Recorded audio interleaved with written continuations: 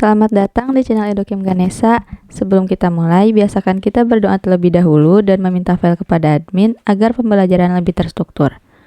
Oke, kita langsung saja ke soal SBMPTN Biologi di bab Sistem Koordinasi, Syaraf, Indera, dan Hormon.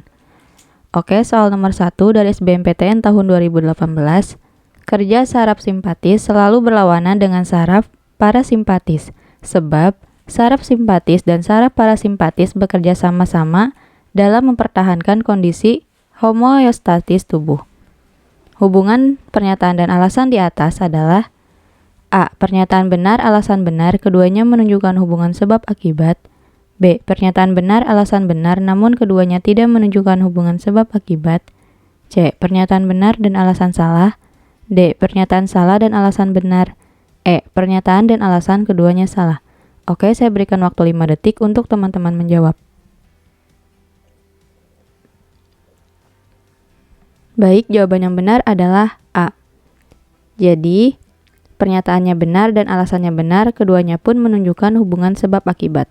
Oke, saraf otonomi ini dibagi menjadi dua. Yang pertama ada saraf simpatik dan parasimpatik. Contohnya adalah untuk saraf simpatik, detak jantungnya naik, pernapasannya menaik, untuk gerak peristaltiknya menurun, dan sekresi empedunya menurun. Sedangkan untuk parasimpatik, detak jantungnya menurun, pernapasannya menurun, gerak peristaltiknya menaik, dan sekresi empedunya menaik. Jadi, berdasarkan penjelasan yang tadi, dapat disimpulkan bahwa saraf kerja simpatis dan parasimpatis selalu bekerja bersama secara berlawanan dalam menjaga keseimbangan tubuh. Oke, soal nomor 2 dari SNMPTN tahun 2014. Perhatikan pernyataan berikut. 1. Mempercepat denyut jantung. 2. Meningkatkan dilatasi pembuluh darah. 3. Meningkatkan tekanan darah. 4. Meningkatkan kontriksi pembuluh darah. Fungsi saraf simpatik dalam sistem peredaran darah adalah A. 1, 2, dan 3 benar. B. 1 dan 3 benar. C. 2 dan 4 benar. D. 4 saja. E. Semua jawaban benar. Oke, 5 detik lagi untuk teman-teman menjawab. Baik, jawaban yang benar adalah B. Jadi, fungsi parasimpatik mempercepat denyut jantung, meningkatkan dilatasi pembuluh darah, memperlebar pembuluh darah, dan memperluas bronkus. Oke, soal nomor 3 dari SBMPTN tahun 2016. Kolesterol adalah bahan baku pembuatan hormon steroid, sebab selain kolesterol, hormon dapat disintesis dari protein dan lemak. Hubungan pernyataan dan alasan di atas adalah A. Pernyataan benar, alasan benar, keduanya menunjukkan hubungan sebab akibat. B. Pernyataan benar, alasan benar, namun keduanya tidak menunjukkan hubungan sebab akibat. C. Pernyataan benar dan alasan salah. D. Pernyataan salah dan alasan benar. E. Pernyataan dan alasan keduanya salah. Oke, 5 detik lagi untuk teman-teman menjawab. Baik, jawaban yang benar adalah B. Jadi, hormon steroid berbahan baku kolesterol yang merupakan turunan dari lemak. Akan tetapi, selain kolesterol, hormon juga bisa disintesis oleh protein dan lemak. Oke, soal nomor 4 dari SBMPTN tahun 2018. Hormon yang berfungsi merangsang sekresi hormon lain atau tropik adalah A. Estrogen, B. Progesteron, C. Prolaktin, D. TSH, E. Testosteron. Oke, 5 detik lagi untuk teman-teman menjawab. Baik, jawabannya adalah TSH, yang D. Oke, kita jabarkan satu persatu. Untuk estrogen, itu berfungsi untuk merangsang perkembangan kelamin sekunder pada wanita. Yang kedua, progesteron, berfungsi untuk penebalan dinding uterus. Yang ketiga, prolaktin, untuk merangsang laktasi. Yang keempat, TSH, berfungsi untuk memelihara pertumbuhan dan perkembangan kelenjar tiroid. Dan yang kelima ada testosteron yang berfungsi untuk merangsang perkembangan kelamin sekunder pada pria. Jadi, hormon yang berfungsi untuk merangsang hormon lain adalah TSH. Karena kelenjar tiroid yang perkembangannya diatur oleh TSH dapat menyekresikan hormon tiroksin. Oke, soal nomor 5 dari SBMPTN tahun 2019. Sel saraf yang berfungsi mengirimkan impuls dari sistem saraf pusat ke otot dan kelenjar adalah A. Neuron aferen, B. Neuron intermedier, C. Neuron eferen, D. Neuron sensori, E. Neuroglia. Oke, 5 detik lagi untuk teman-teman menjawab. Baik, jawaban yang benar adalah C. Oke, di sini jadi ada 3 macam sel saraf pada manusia. Yang pertama ada neuron eferen atau neuron sensoris, yaitu membawa rangsang dari reseptor ke pusat saraf. Yang kedua ada neuron eferen atau neuron motorik, yaitu mengirim impuls dari pusat saraf ke organ efektor. Dan yang ketiga, neuron konektor atau interneuron yang menghubungkan antar neuron. Lalu, untuk neuroglia itu merupakan matrik penunjang khusus yang berfungsi memberi nutrisi pada sel saraf. Oke, soal nomor 6 dari SNMPTN tahun 2009.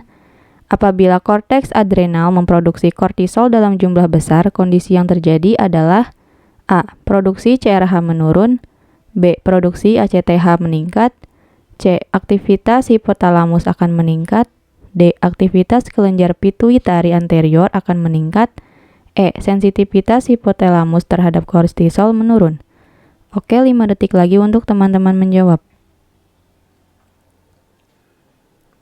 Baik, jawaban yang benar adalah A. Jadi, kelenjar anak ginjal atau adrenal itu meliputi 2 bagian. Yang pertama ada korteks, yaitu menghasilkan hormon aldosteron, kortisol, dan androgen. Dan yang kedua ada medula, itu menghasilkan epinefrin dan norepinefrin. Jika hormon kortisol diproduksi dalam jumlah besar, maka sekresi CRH dan ACTH akan menurun. Oke, soal nomor 7 dari soal tipikal SBMPTN. Buta sesaat akibat adanya perubahan yang tiba-tiba dari kondisi sangat terang ke redup yang dialami oleh manusia berkaitan erat dengan peristiwa A. Saraf mata, B. Pupil mata, C. Iris mata, D. Sel kerucut mata, E. Sel batang mata. Oke, 5 detik lagi untuk teman-teman menjawab. Baik, jawaban yang benar adalah E. Jadi, buta sesaat sebagai akibat adanya perubahan yang tiba-tiba dari kondisi yang sangat terang menuju ke tempat yang redup atau remang-remang pada manusia itu berkaitan erat dengan aktivitas sel batang. Di belakang retina yang mengandung senyawa antara vitamin A dan protein spesifik yang disebut rhodopsin. Dalam keadaan terang, rhodopsin terurai, sedangkan dalam keadaan remang-remang senyawa ini akan terbentuk kembali. Waktu pembentukannya ini disebut waktu adaptasi.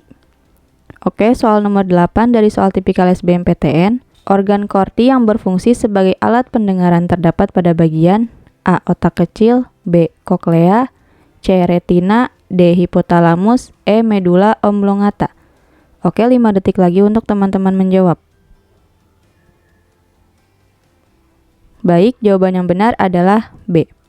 Jadi, organ korti yang berfungsi sebagai alat pendengaran terdapat pada telinga bagian dalam, yaitu di bagian rumah siput atau koklea. Struktur koklea berupa saluran spiral yang terbagi atas 3 daerah. Yang pertama, skala vestibuli terletak di bagian dorsal. Yang kedua, skala media terletak di bagian tengah, tempat organ korti. Dan yang ketiga, skala timpani terletak di bagian ventral. Oke, soal nomor 9 dari soal tipikal SBMPTN. Gangguan yang terjadi pada otak kecil atau cerebellum akan menyebabkan A. Fungsi indera abnormal, B. Koordinasi gerak otot tak seimbang, C. Pengaturan aktivitas mental, D. Gerak tubuh stabil, E. Gerakan mata selaras. Oke, 5 detik lagi untuk teman-teman menjawab. Baik, jawaban yang benar adalah B. Jadi, otak kecil atau cerebellum merupakan salah satu sistem saraf pusat yang berfungsi sebagai pusat keseimbangan. Kerusakan pada bagian ini menyebabkan gerakan otot tidak akan terorganisasikan lagi. Di depan otak kecil terdapat jembatan farol yang merupakan penghantar impuls dari otot-otot bagian kiri dan kanan tubuh. Oke, soal nomor 10 dari soal tipikal SBMPTN. Bagian otak atau cerebrum yang mengatur suhu atau temperatur tubuh adalah A. Talamus, B. Hipotalamus, C. Cerebellum, D. Medula oblongata, E. Jembatan farol. Oke, 5 detik lagi untuk teman-teman menjawab. Baik, jawaban yang benar adalah B. Jadi ini ada di bagian otak yang tengah, di mana bagian otak tengah ini terdapat yang pertama, hipotalamus. Itu merupakan pusat pengatur suhu, selera makan, dan keseimbangan cairan tubuh. Yang kedua ada talamus. Itu merupakan organ pusat pengatur sensoris. Dan yang ketiga, bagian atas otak tengah terdapat lobus opticus yang merupakan pusat dari refleks mata. Oke, soal nomor 11 dari SBMPTN tahun 2020. Kelenjar endokrin yang berperan mengatur kadar kalsium dalam darah adalah A. Tiroid dan paratiroid, B. Korteks adrenal dan tiroid, C. Paratiroid dan adrenal, D. Medula adrenal dan paratiroid, E. Paratiroid dan pankreas. Oke, 5 detik lagi untuk teman-teman menjawab. Baik, jawaban yang benar adalah A. Jadi di sini, kelenjar tiroid atau gondok ini menghasilkan hormon tiroksin dan kalsitosin. Lalu, hormon kalsitosin berperan dalam menjaga keseimbangan kalsium dalam darah.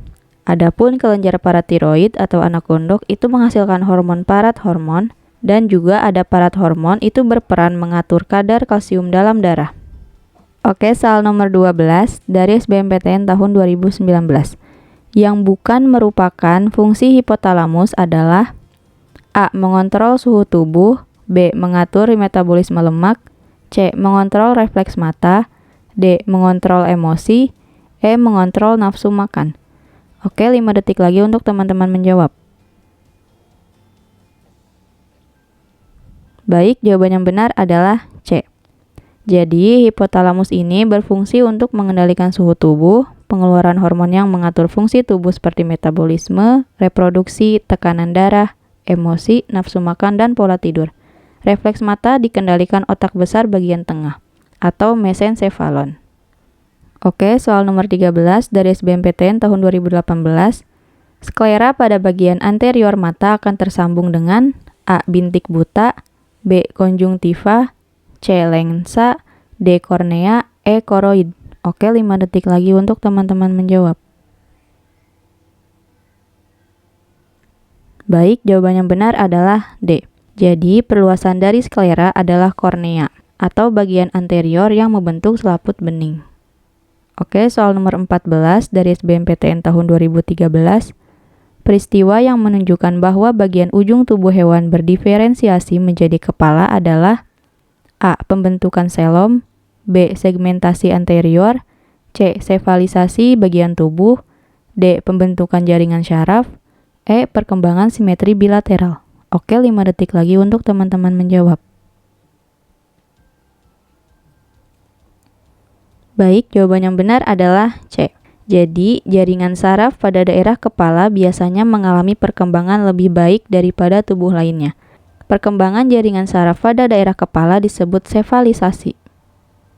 Oke, soal nomor 15 dari soal tipikal SBMPTN. Perhatikan pernyataan berikut. 1. Kelenjar tiroid, 2. Kelenjar paratiroid, 3. Kelenjar adrenalin, 4. Kelenjar susu.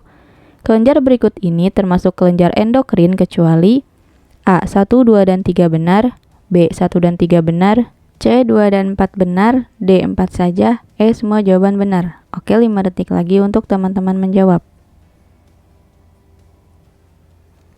Baik, jawaban yang benar adalah D. Jadi, ada beberapa yang termasuk ke dalam kelenjar endokrin. Yang pertama ada kelenjar tiroid, yang kedua kelenjar paratiroid, yang ketiga kelenjar kacangan, yang keempat kelenjar adrenal atau supranenalis, yang kelima kelenjar digonade, yang keenam kelenjar epifise, yang ketujuh kelenjar pankreas, yang kedelapan kelenjar di usus dan lambung, dan yang kesembilan kelenjar hipofise. Jadi yang bukan termasuk kelenjar endokrin adalah kelenjar susu. Oke, sekian pembahasan soal SBMPTN Biologi di bab Sistem Koordinasi Saraf, Indera, dan Hormon. Jangan lupa subscribe, komen, dan like. Jika video ini bermanfaat, teman-teman share sebanyak-banyaknya ya. Sampai jumpa di video selanjutnya.